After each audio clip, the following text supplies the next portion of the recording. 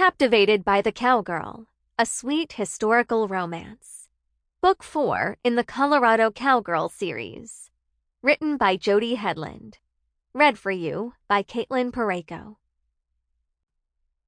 Chapter 1. Fairplay, Colorado. October 1878. I would like to hire help.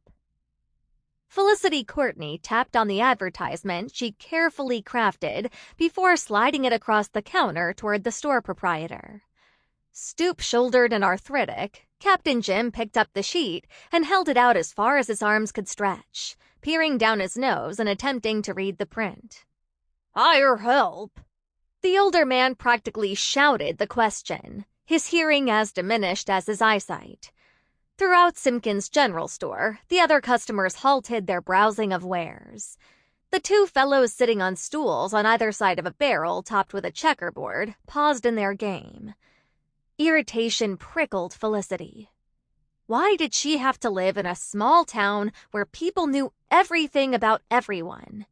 She wanted to glare around and tell folks to mind their own business, but she stifled the urge.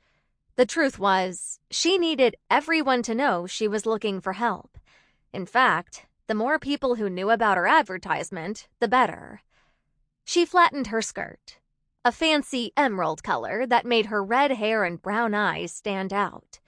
Then she leaned in and read her own handwriting. Needed. A man who can come out to the homestead once a day to tend to the livestock, chop wood, haul water, and other labor as needed. Wages, $1 a day. With a whistle of surprise, Captain Jim handed the sheet back to her. "There's some good money." $1 a day was above the going rate, but both Charity and Patience had insisted she offer at least that amount.